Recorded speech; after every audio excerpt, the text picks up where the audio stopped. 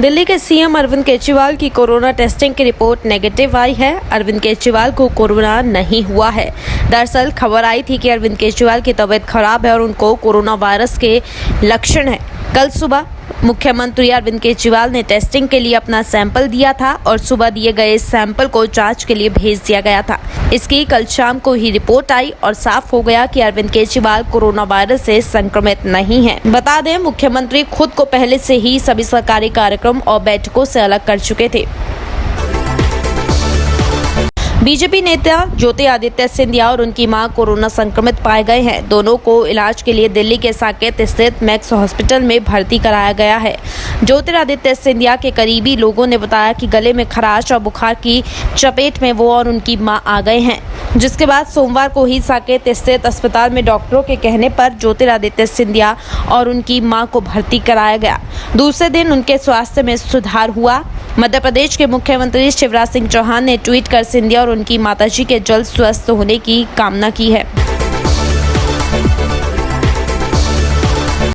Corona संकट के बीच संसद का मॉनसून सत्र कराने के लिए कई विकल्पों पर विचार किया जा रहा है। राज्यसभा के सभापति एम वेंकैया नायडू और लोकसभा अध्यक्ष ओम बिरला ने इस विषय पर मंगलवार को बैठक की। सूत्रों ने बताया कि बैठक में ये बात निकलकर सामने आई कि सोशल डिस्टेंसिंग के साथ राज्यसभा कक्ष में 245 के स्थान पर केवल 60 सांसद ही बैठ सकते हैं। वहीं लोकसभा और सेंट्रल हॉल में भी सभी सांसदों का बैठ पाना संभव नहीं है। लोकसभा और सेंट्रल हॉल में 100 सांसद ही बैठ सकेंगे।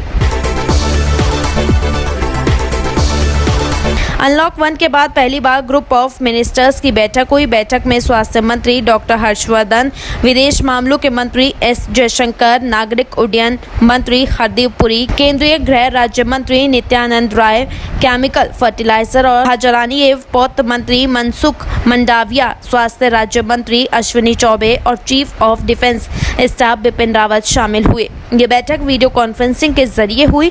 मंत्री समूह को देश के मौजूदा हालात और प्रबंधक पर जानकारी दी गई। जीओएम के सामने संक्षिप्त स्नैपशॉट प्रस्तुत किया गया था, जिसमें भारत की अन्य देशों की तुलनात्मक स्थिति को काम करने वाले लॉकडाउन के समान चरण में दर्शाया गया था। लॉकडाउन से होने वाले लाभों को रेखांकित करते हुए ये कैसे रोग के प्रबंधन में लाभ उठाया जा सकता है।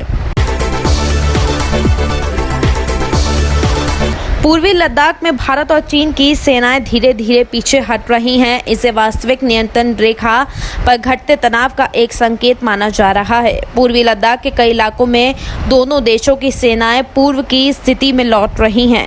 दोनों ओर से जारी तनातनी के बीच ये सुधार तब देखा जा रहा है जब इसी हफ्ते दोनों देशों में सैन्य स्तर की वार्ता होने जा रही है। हालांकि इससे पहले भी सैन्य स्तर की बातचीत हुई थी, लेकिन उसका कोई नतीजा नहीं निकला। सूत्रों ने इसकी जानकारी दी कि दोनों देशों के बीच सैन्य स्तर की वार्ता गलवान इलाके के पेट्रोलिंग पॉइंट 14, 15 और स्प्रिंग इलाके में होगी। सूत्रों के मुताबिक चीनी सेना गलवान वैली, PP 15 और हॉट स्प्रिंग इलाके में 2 से 2.5 किलोमीटर पीछे तक हट गई है। ये सभी इलाके पूर्वी लद्दाख में पड़ते हैं।